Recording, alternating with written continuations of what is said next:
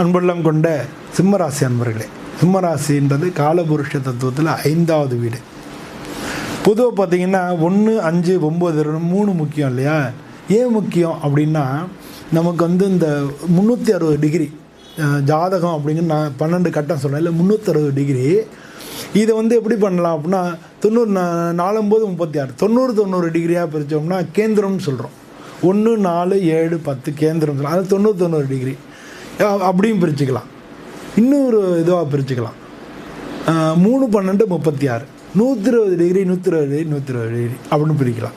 அதுதான் இப்படி திரிகோணம் அப்படின்னு பேர். அதான் 1 5 9. இந்த 1வது ராசி மேஷராசி, 5வது ராசி சிம்ம ராசி, 9வது ராசி தனுசு ராசி. இது 3ம் 120 டிகிரியில் இருக்கும்.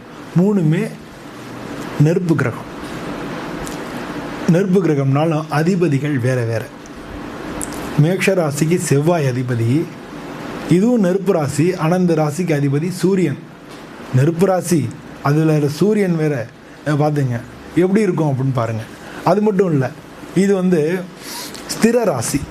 அதாவது பிடிவாதம் அதிகமாக இருக்கக்கூடிய ஒரு ராசி அப்படின்னு பார்க்கலாம். பிடிவாதம்ன்றது வேறு, நான் நினச்சதை நீ செய்யணும்னு நினைக்கிறது வேறு. இது ரெண்டுமே உங்கள்கிட்ட இருக்கும். பிடிவாதமும் இருக்கும், ஈகோவும் இருக்கும்.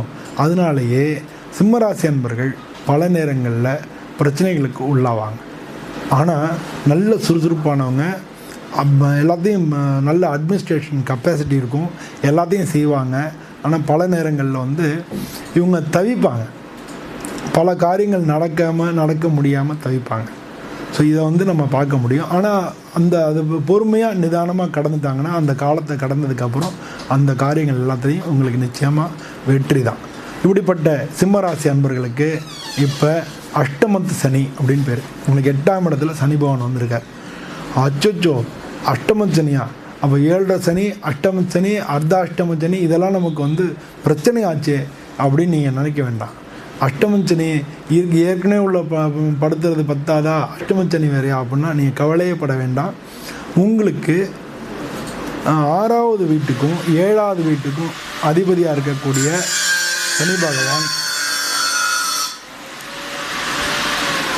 சனி பகவான் இப்போ உங்களுக்கு அஷ்டமத்தில் வந்ததுனால, மறைவு ஸ்தானத்தில் வந்ததுனால உங்களுக்கு நல்லதே தான்.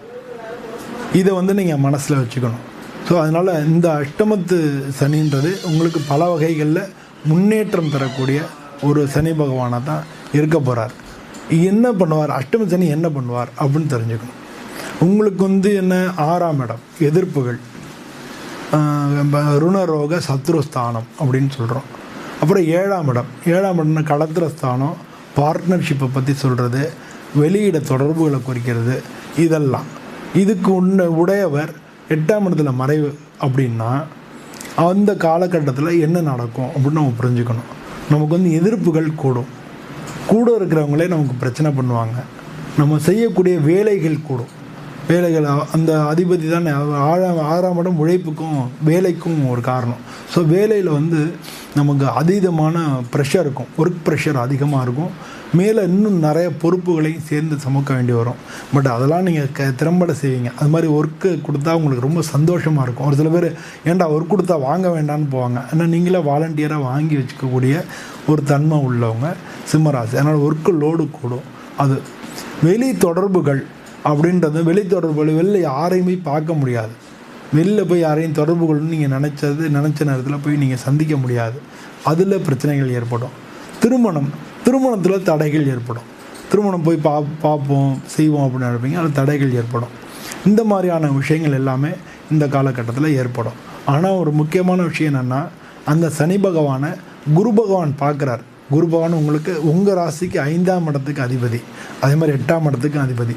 அதனால் அந்த குரு பகவான் உச்ச குருவை வேறு பார்க்கறதுனால உங்களுக்கு பூர்வ புண்ணிய ஸ்தானத்தை அவர் பார்க்கறதுனால இந்த காலகட்டத்தில் திருமணம் தடைகள் ஏற்பட்டு நடக்கும். 2-3 விஷயத்தில் திருமணத்தில் தடைகள் ஏற்படும். எல்லாம் பேசி முடிவு ஆகக்கூடிய கண்டிஷனில் கூட அது கட்டாகி போய் அதுக்கப்புறம் நடக்கிறதுக்கு உண்டான வாய்ப்புகள் மிக அதிகம். ஏன்னா குருவனுடைய பார்வை உங்களுக்கு எப்படியும் அதை செஞ்சு கொண்டு கொடுக்கும். உங்கள் ராசிக்கு அவர் பயிற்சி ஆறுது அப்படின்னு பார்த்தா கூட 12ஆம் இடம், அது குரு பகவான் சுப கிரகம்ன்றதுனால சுபகாரிய செலவினங்கள் வரும். அதனால் வீடு வாங்குறது, வீடு கட்டுறது, ஏதானும் ஒன்றில் இன்வெஸ்ட் பண்ணிவிட்டு கையை பிசைஞ்சிக்கிட்டு நிற்கிறது, இந்த மாதிரியான விஷயங்கள் எல்லாமே இந்த காலகட்டத்தில் நடக்கும். ஸோ இது எப்படி நடந்தாலுமே உங்களுக்கு இந்த சனி பகவான், இந்த சனி பெயர்ச்சி மிக நல்ல பலனை கொடுக்கும். ஏன்னா அந்த சனியை வந்து பார்க்க போகிறார். உங்களுக்கு 12ஆம் இடத்துக்கு வரக்கூடிய குரு பகவானால் அந்த சனியை பார்க்க போகிறார். ஸோ அப்படி பார்க்கக்கூடிய டயத்தில் உங்களுடைய எதிர்ப்புகள், தடைகள் எல்லாத்தையும் நீங்கள் தாண்டி வெற்றி அடையக்கூடிய சாத்தியங்கள் இருக்குது. உங்களுக்கு எதிர்ப்பானவங்களை அவங்க உங்களை விட்டு விலகி போயிடுறதுக்கு உண்டான வாய்ப்புகள் இருக்குது. உடல்நிலை கோளாறுகள் சரியாகிறதுக்கு உண்டான வாய்ப்புகள் இருக்குது. கடன் ஏதாவது வாங்கியிருந்தீங்கன்னா கடன் அடைக்கிறதுக்கு உண்டான காலகட்டமாகவும் இருக்குது. ஸோ இதெல்லாம் வந்து நல்லபடியாக நடக்கும். அதே மாதிரி திருமணம், நீங்கள் பார்ட்னர்ஷிப் தேடிட்டு இருந்தீங்கன்னா, பிஸ்னஸ் பண்ணுறீங்க, பிஸ்னஸ் நல்ல பார்ட்னர் தேடிட்டு இருக்கீங்கன்னா அந்த பார்ட்னர் கிடைக்கும். வெளிநாட்டிலேருந்து வெளியிட தொடர்புகள் கிடைக்கும். வெளிநாட்டுக்கு போகிறதுக்கு பல பேர் முயற்சி பண்ணிகிட்டு இருந்தால் அதுக்கான காரணமும் நடக்கும். வெளிநாட்டுக்கு போகிறதுக்கும் வாய்ப்புகள் நிறையா இருக்குது. நீங்கள் அதுக்கான முதலீடு பண்ண நினச்சிட்டு இருந்தீங்கன்னா, புதுசாக ஸ்டார்ட் அப் ஆரம்பிக்கணும், இல்லாட்டினா இன்னொரு ஒரு பிரான்ச் ஆரம்பிக்கணும், இதுக்கெல்லாம் முதலீடு பண்ண நினச்சா அதுக்கும் வாய்ப்புகள் நிறையா இருக்குது.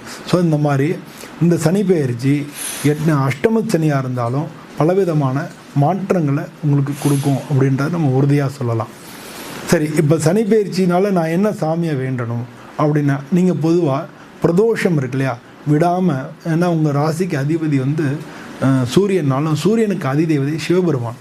அதனால் பிரதோஷ விரதம் இருக்கிறது, பிரதோஷத்தன்னைக்கு காலம்புல சாப்பிடாமல் இருந்து பிரதோஷத்தை பார்த்துட்டு அதுக்கப்புறம் சாப்பிட்றது, இதை வந்து நீங்கள் ஒரு பழக்கமாக வச்சுக்கிட்டிங்கன்னா அவசரப்படாமல் மட்டுப்படுத்தும். ஒரு காலகட்டத்தில் ஒரு சில விஷயங்களை நிதானமாக போக வேண்டி வரும். அப்போ அந்த நிதானத்தை உங்களுக்கு கொடுக்கும். அந்த நிதானம் உங்களுக்கு வெற்றியை கொண்டு வந்து கொடுக்கும். ஸோ எப்படி இருந்தாலும் இந்த காலகட்டத்தில் நீங்கள் பிரதோஷ விரதம் இருக்கிறது உங்களுக்கு மிக மிக நல்ல பலன்களை கொடுக்கும். சிம்மராசி அன்பர்கள் அனைவருக்கும் நல்ல பலன் கொடுத்து நானும் சாமியை பிரார்த்தனை பண்ணிக்கிறேன். இதே மாதிரி இன்னொரு உங்களை மீண்டும் சந்திக்கிறேன். வீடியோ பிடிச்சிருந்தால் லைக் பண்ணுங்கள், ஷேர் பண்ணுங்கள், கமெண்ட் பண்ணுங்கள். அனைவருக்கும் நன்றி, வணக்கம்.